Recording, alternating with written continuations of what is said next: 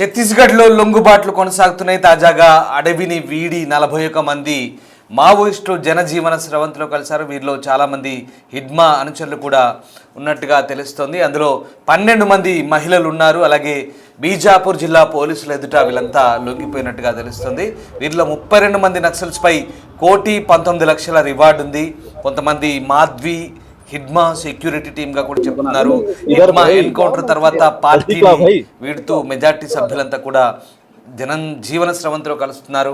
ఇప్పుడు హిడ్మా ప్లేస్లోకి బర్సేదేవా వచ్చారు. హిడ్మా స్కెచ్ వేస్తే దాన్ని అమలు చేసేదే బర్సేదేవా బాధ్యతలు చేపట్టిన లొంగుబాట్లు మాత్రం ఆగలేదు. డెడ్ లైన్ దగ్గర పడుతుండడంతో భారీగా కూంబింగ్ జరుగుతుంది. 2026 మార్చి 31కి నక్సలిజాన్ని పూర్తిగా నిర్మూలిస్తామని అమిత్ షా హెచ్చరించిన నేపథ్యంలో ప్రస్తుతం వరుసగా పెరుగుతున్నటువంటి ఒత్తిళ్ల నేపథ్యంలో మావోయిస్టులు లొంగుబాట్లకు గురవుతున్నట్టుగా తెలుస్తోంది.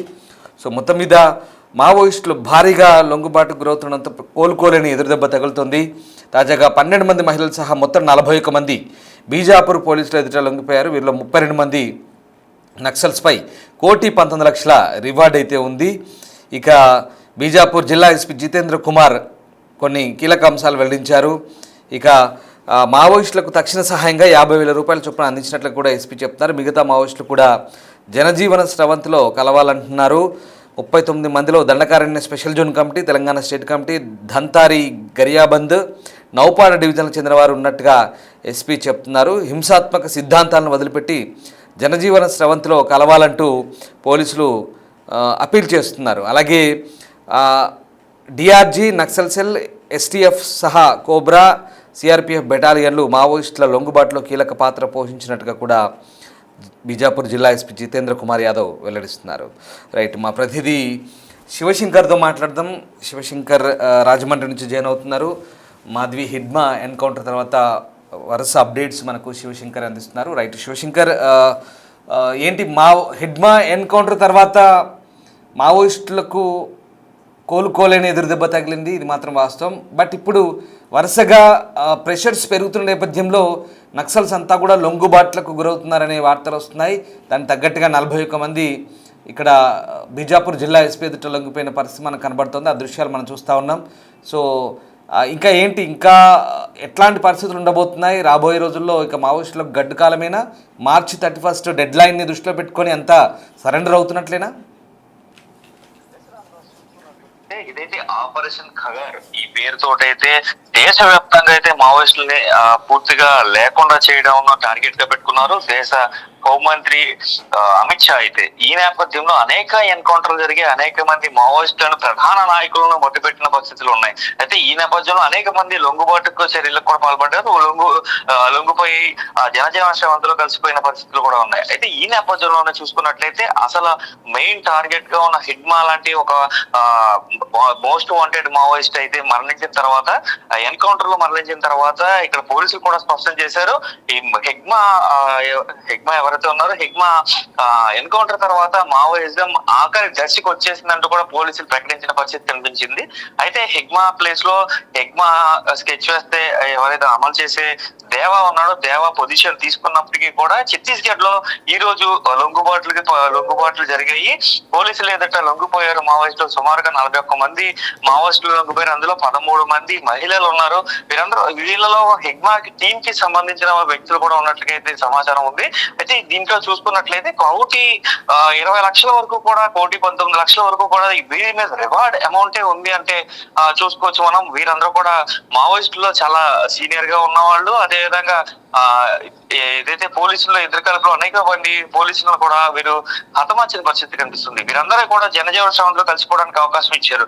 అయితే ఈ హిడ్మాకి సంబంధించి ఒక డేంజర్ టీం ఉండేది. ఆ టీం ని ఇప్పుడు దేవా లీడ్ చేస్తున్నాడు. దేవా లీడ్ చేసినప్పటికీ కూడా హిడ్మా లేని లోటు క్లియర్ గా కనిపిస్తుంది. హిడ్మా ఒక మాస్టర్ మైండెడ్ అంటూ కూడా చెప్పుకొని వస్తున్నారు. అయితే ఈ హిడ్మా లేకపోవడం తోటి వీరు పూర్తిగా అయితే వాళ్ళలో నమ్మకం సన్నగిల్లిందని చెప్పుకోవాలి. ఇంకా ఆఖరి దశకు వచ్చేస్తుంది. ఆ మార్చి 2026 మార్చి 31 కల్లా అసలు ఎవరైతే మావోయిస్ట్ అనే వాళ్ళే లేకుండా చేస్తా ఉంటూ చెప్పుకుంటూ వస్తున్నారు. అదే నేపథ్యంలో సేమ్ ఆ ప్లాన్ ని పక్కాగా అమలు చేసుకుంటూ వస్తున్నారు. అనేక మంది మావోయిస్టుల్లో అగ్ర నేతలందరినీ కూడా మట్టుబెట్టిన పరిస్థితి కనిపిస్తుంది. అయితే ఇప్పుడు కూడా దేవిజీ ఉన్నాడా లేదా అనేది తెలియదు. హెగ్మా అయితే ఆల్రెడీ హతమార్చేది. హెగ్మాతో పాటు టెక్ శంకర్ లాంటి మోస్ట్ వాంటెడ్ మావోయిస్టులను కూడా పూర్తిగా వీరు హతమార్చిన పరిస్థితి కనిపిస్తుంది. ఏదైతే పోలీసులు ఎన్కౌంటర్ లో వీరందరూ కూడా ప్రాణాలు విడిచిపెట్టడంతో ఎవరైతే వీరి అనుచరులుగానే వీరి సెక్యూరిటీగా ఉన్నారో వీరందరూ కూడా భయభ్రాంతులకు గురవుతున్నారు. జనజీవన శ్రవంతిలోకి వచ్చేయడానికి, అడవిని వీడి జనాల్లోకి వచ్చేయడానికి అయితే వీరందరూ కూడా అంగీకరిస్తున్నారు, ముందడుగు వేస్తున్నారు. దానికి నిదర్శనం ఈ రోజు జరిగిన 41 మంది లొంగుబాటును కూడా చెప్పుకోవచ్చు. ఎందుకంటే దాంట్లో హెగ్మా టీం, డేంజరస్ హెగ్మా టీం కి సంబంధించి సెక్యూరిటీగా వర్క్ చేస్తున్న వారు కూడా ఉన్నట్లుగా అయితే ఎస్పీ వెల్లడించిన పరిస్థితి కనిపిస్తుంది. సో దీన్ని బట్టి చూసుకున్నట్లయితే ఇదైతే ఆపరేషన్ కగార్ సక్సెస్ అవుతుంది. మావోయిస్టులు పూర్తిగా అయితే అడవిని వీడి బయటకు వస్తున్న పరిస్థితి కనిపిస్తుంది.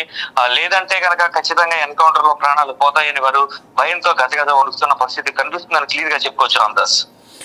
Right, yes, thank you Shivshankar, thanks for the update. So మొత్తం మీద 2026 మార్చి 31 నాటికి నక్సలిజాన్ని పూర్తిగా నిర్మూలిస్తామంటూ అమిత్ షా చేసిన హెచ్చరికల నేపథ్యంలో మావోయిస్టులో గుబులు పుడుతోంది.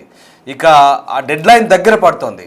ఇప్పటికే మావోయిస్టులకు పునరావాసాన్ని కూడా కల్పిస్తామని చెప్తున్నారు. వాళ్ళ మీద ఉన్న బౌంటీస్ ఏవైతే ఉన్నాయో అవన్నీ కూడా ప్యాకేజీల రూపంలో అందిస్తామని చెప్తున్నారు. అంతేకాదు జీవనోపాధి చూపిస్తామంటున్నారు. జనజీవన స్రవంతిలో కలిస్తే సరైన గౌరవం దక్కుతుంది, ప్రజల్లో కూడా మీకు అన్ని రకాలుగా గౌరవ మర్యాదలు ఉంటాయి, దాంతోపాటు ప్రభుత్వం వైపు నుంచి అన్ని రకాల సహాయ సహకారాలు ఉంటాయంటూ కూడా పోలీసులు చెప్తున్నారు. అయితే కొంతమంది మావోయిస్టులు ఇది నచ్చి బయటకు వస్తున్నారు. ఎలాగో ఒత్తిళ్లు పెరుగుతున్నాయి, నలువైపులా ఓవైపు కూంబింగ్లు కొనసాగుతున్నాయి, ఓవైపు ఎన్కౌంటర్లు జరుగుతున్నాయి. ప్రాణాలు పోవడం ఎందుకు అనవసరంగా బతికి కనీసం ఫ్యామిలీతో దగ్గరగా ఉండాలి, ఇన్ని రోజులైనా దూరంగా ఉన్నామని కొంతమంది ఆలోచిస్తున్నారు. కొంతమంది ఏమో బయటకు వచ్చి పోనీ ఆ సిద్ధాంతాన్ని అలాగే ఉంచుకొని ఆయుధాలను వదిలి జనాల్లో కలిసి మళ్ళీ జనంలో ఉండి పోరాడదామని కూడా కొంతమంది బయటకు వచ్చారు. ఆల్రెడీ బయటకు వచ్చిన వాళ్ళందరూ కూడా చాలామంది అదే చెప్తున్నారు. అంటే మేము ఆయుధాలను వదిలాం కానీ సిద్ధాంతాలను అయితే వదలలేదు, జనజీవన స్రవంతిలో కలిసిన మేము అన్యాయాలపై గొంతెత్తాము, లేదా ఎక్కడైనా సమస్యలు వచ్చినప్పుడు వాటిపై పోరాడతామంటున్నారు. అది కొంతవరకు మంచిది. సో అలాంటి పంథ అయినా ఎంచుకుందామని కొంతమంది ఆలోచిస్తున్నారు. లేదు కొంతమంది చావనైనా చేస్తాం కానీ లొంగుబాటు గురికాము, ఖచ్చితంగా ఎట్టి పరిస్థితుల్లో మేము ఆయుధాలు వీయడం, సాయుధ పోరాటాన్ని ఎంచుకున్నాం కాబట్టి ఇలాగే ఉంటామని కొంతమంది భావిస్తున్నట్టుగా తెలుస్తుంది. ఆ కోవలోనే హిడ్మా కూడా భావించినట్టుగా సమాచారం. చివరిదాకా కూడా తాను లొంగిపోని ఎట్టి పరిస్థితుల్లో ఎలాగో అవసరమైతే ప్రాణత్యాగానికైనా సిద్ధం కానీ నేను లొంగిపోనని హిడ్మా భావించినట్టు సమాచారం. కానీ ఒకనొక సందర్భంలో హిడ్మా కూడా తాను లొంగుబాటుకు సిద్ధంగా ఉన్నాను, ఒత్తిళ్లు పెరుగుతున్నాయి అంటూ ఒక జర్నలిస్టుకు లేఖ రాసినట్టుగా కూడా కొన్ని వార్తలు వచ్చాయి. కానీ దానికి సరైన నిర్ధారణ అయితే లేదు. సో వాటెవర్, ఇవన్నీ కూడా భిన్నమైన కోణాలు. 31 March is a dead line. 2026 naxalism లేకుండా భారత్ ఉండాలనేది కేంద్ర ప్రభుత్వ లక్ష్యం. ఒక డొమెస్టిక్ వైలెన్స్, దేశంలో అంతర్గత తీవ్రవాదం ఏదైతే ఉందో నక్సల్స్ రూపంలో, మావోయిస్టు రూపంలో, ఇప్పుడు అది మావోయిస్టులుగా మారింది, వీళ్ళ రూపంలో దేశంలో నానాటికి హింస పెరిగిపోతుంది. ఒక సమాంతర ప్రభుత్వాలు నడుపుతూ హింసను ప్రేరేపిస్తూ ఎప్పటికప్పుడు ప్రభుత్వాలను ఛాలెంజ్ చేస్తున్న ఈ మావోయిజాన్ని ఎక్కడికక్కడ తుడిచిపెట్టాలనేది ప్రభుత్వ లక్ష్యం. సో దీంతో నక్సలైట్లకు సరైన పరిస్థితులు లేవు. ఇప్పుడు అనుకూలమైన పరిస్థితుల్లో కేవలం అడవిని నమ్ముకొని, ఆయుధాలను నమ్ముకొని అక్కడి నుంచి తమ సిద్ధాంతాలను లేదా తమ వ్యూహాలను పారిస్తామంటే కూడా ఎక్కడా పరిస్థితులు అనుకూలంగా లేవు. దానికి తగ్గట్టుగా ఇప్పుడున్నటువంటి నిర్బంధాలతో ఒక్కసారిగా వాళ్ళకు ఇబ్బందులు తలెత్తున్నాయి. సో లొంగిపోక తప్పని పరిస్థితి ఇప్పుడు మనకు కనిపిస్తుంది. ఈ లొంగుబాట్లు, ఎన్కౌంటర్లు ఇవన్నీ కూడా గత కొద్ది రోజులుగా వింటున్నాము. హిడ్మా ఎలిమినేషన్ తర్వాత ఇదంతా కూడా పూర్తి స్థాయి చర్చ. ఇప్పుడు 2 తెలుగు రాష్ట్రాలే కాదు, ఛత్తీస్గఢ్తో పాటు మిగతా రాష్ట్రాల్లో, ఏఓబీలో, ఒరిస్సాలో కానీ, బీహార్లో కానీ, బంగాల్లో కానీ, ఎక్కడైనా కూడా, పశ్చిమ బంగాల్లో కానీ ఎక్కడైనా కూడా మావోయిజం ఎక్కడెక్కడైతే ఉందో, మహారాష్ట్రలో కానీ, ఈ మొత్తం ప్రాంతాల్లో కూడా ఇప్పుడు మావోయిస్టులు ఉన్న చోట ఇదే చర్చ. సామాన్య ప్రజానికం, అవగాహన ఉన్న వాళ్ళంతా ఇదే చర్చ చేసుకుంటున్నారు. లేదా మావోయిస్టులో కూడా ఇదే చర్చ, లొంగిపోయిన మావోయిస్టులో కూడా అదే చర్చ.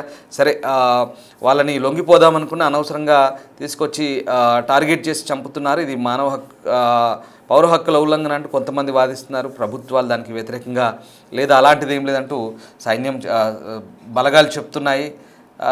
ఇక్కడ అంటే మావోయిస్టు సానుభూతి పర్లేదు ఒక వాదన, లేదా వ్యతిరేకులది మరొక వాదన.